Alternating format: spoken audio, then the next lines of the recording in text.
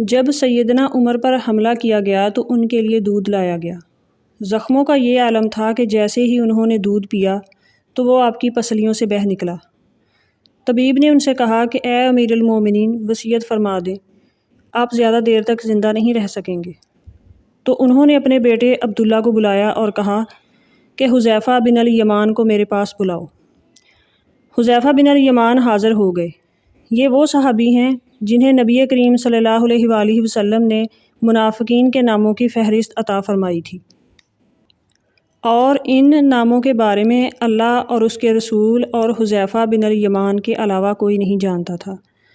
حضرت عمر نے پوچھا جبکہ خون ان کی پسلیوں سے بہہ رہا تھا کہ اے حذیفہ بن الیمان، میں آپ کو اللہ کی قسم دے کر پوچھتا ہوں کہ کیا اللہ کے رسول نے میرا نام منافقین کے ناموں میں لیا ہے یا نہیں؟ یہ سن کر حذیفہ بن الیمان کی آنکھوں سے آنسو جاری ہو گئے اور فرمایا، یہ میرے پاس رسول اللہ صلی اللہ علیہ وآلہ وسلم کا راز ہے جو کسی کو نہیں بتا سکتا۔ آپ نے پھر پوچھا، خدا کے لیے مجھے اتنا بتا دیں کہ اللہ کے رسول صلی اللہ علیہ وآلہ وسلم نے میرا نام اس فہرست میں شامل کیا ہے یا نہیں؟ حذیفہ بن الیمان کی ہچکی بند گئی اور کہتے ہیں، اے عمر، میں صرف آپ کو بتا رہا ہوں، اگر آپ کی جگہ کوئی اور ہوتا تو میں کبھی بھی اپنی زبان نہ کھولتا، اور وہ بھی صرف اتنا بتاتا ہوں کہ اللہ کے رسول صلی اللہ علیہ وآلہ وسلم نے منافقین کی اس فہرست میں آپ کا نام شامل نہیں کیا۔ حضرت عمر نے اپنے بیٹے سے کہا کہ دنیا میں میرے لیے صرف ایک چیز باقی رہ گئی ہے۔ حضرت عبداللہ نے پوچھا، وہ کیا ہے ابا جان؟ حضرت عمر رضی اللہ تعالیٰ عنہ نے فرمایا، بیٹا، میں جوار رسول میں دفن ہونا چاہتا ہوں، لہٰذا ام المومنین حضرت عائشہ رضی اللہ تعالیٰ عنہ کے پاس جاؤ، ان سے یہ مت کہنا کہ امیر المومنین عمر، بلکہ کہنا کہ آپ عمر کو اپنے ساتھیوں کے قدموں میں دفن ہونے کی اجازت دیتی ہیں، کیونکہ آپ اس گھر کی مالکن ہیں، اس لیے آپ کی اجازت ضروری ہے۔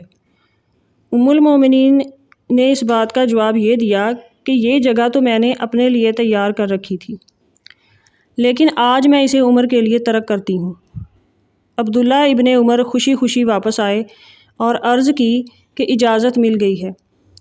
عبداللہ ابن عمر نے دیکھا کہ حضرت عمر رضی اللہ تعالیٰ عنہ کا رخسار مٹی پر پڑا ہے، تو انہوں نے آپ کا چہرہ اٹھا کر اپنی گود میں لے لیا۔ حضرت عمر نے اپنے بیٹے کی طرف دیکھا اور فرمایا کہ کیوں تم میرا چہرہ مٹی سے بچانا چاہتے ہو؟ اپنے باپ کا چہرہ مٹی سے لگنے دو، بربادی ہے عمر کے لیے اگر کل اللہ نے اسے نہ بخشا۔ موت کی آغوش میں جانے سے پہلے حضرت عمر نے اپنے بیٹے کو یہ وصیت فرمائی کہ اے میرے بیٹے، میری میت مسجد نبوی میں لے جانا اور میرا جنازہ پڑھانا، اور حذیفہ بن الیمان پر نظر رکھنا، اگر وہ میرے جنازے میں شرکت کرے تو میری میت روضہ رسول کی طرف لے جانا، اور میرا جنازہ روضہ رسول کے دروازے پر رکھ کر دوبارہ اجازت طلب کرنا اور کہنا، اے ام المومنین، آپ کا بیٹا عمر، یہ مت کہنا کہ امیر المومنین، ہو سکتا ہے میری زندگی میں مجھ سے حیا کی وجہ سے اجازت دی گئی ہو، اگر اجازت مرحمت فرما دیں تو دفن کرنا، ورنہ مجھے مسلمانوں کے قبرستان میں دفنا دینا۔ عبداللہ ابن عمر کی نظریں حذیفہ بن الیمان کی طرف تھیں۔ وہ کہتے ہیں کہ میں حذیفہ بن الیمان کو ابا جان کے جنازے پر دیکھ کر بہت خوش ہوا، اور ہم جنازہ لے کر روضہ رسول کی طرف چلے گئے۔ دروازے پر کھڑے ہو کر میں نے کہا، اے ہماری ماں، آپ کا بیٹا عمر دروازے پر ہے، کیا آپ تدفین کی اجازت دیتی ہیں؟ ام المومنین نے جواب دیا، مرحبا یا عمر، عمر کو اپنے ساتھیوں کے ساتھ دفن ہونے پر مبارک ہو۔ ام المومنین نے اپنی چادر سمیٹی اور روضہ رسول سے باہر تشریف لے آئیں۔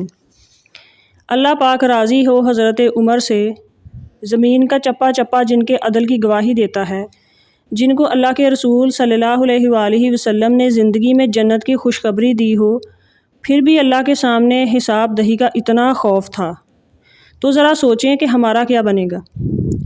عمر بن خطاب کو نماز کی حالت میں اس لیے شہید کیا گیا تھا کہ کسی ماں نے ایسا مرد جنا ہی نہیں تھا جو سامنے آ کر مقابلہ کرتا۔ آقا کریم صلی اللہ علیہ وآلہ وسلم نے فرمایا، اگر میرے بعد کوئی نبی ہوتا تو وہ عمر بن خطاب ہوتا۔ مدینہ کی چٹائی پر بیٹھ کر جو کیسر و کسرا کی بادشاہت کی دھجیاں اڑا دے، اس عمر بن خطاب پر لاکھوں سلام۔ 17 پیوند لگی قمیض پہننے والے 22 لاکھ مربع میل کے حکمران امیر المومنین حضرت عمر فاروق رضی اللہ تعالی عنہ کی عظمت کو سلام۔ حضرت عمر فاروق حضور پاک صلی اللہ علیہ وآلہ وسلم کی مراد ہیں، جن کو آپ صلی اللہ علیہ وآلہ وسلم نے اللہ سے اپنی دعاؤں میں مانگا تھا۔ مراد رسول فاتح بیت المقدس، شہادت کا رتبہ پانے والے امیر المومنین عمر بن خطاب پر لاکھوں سلام۔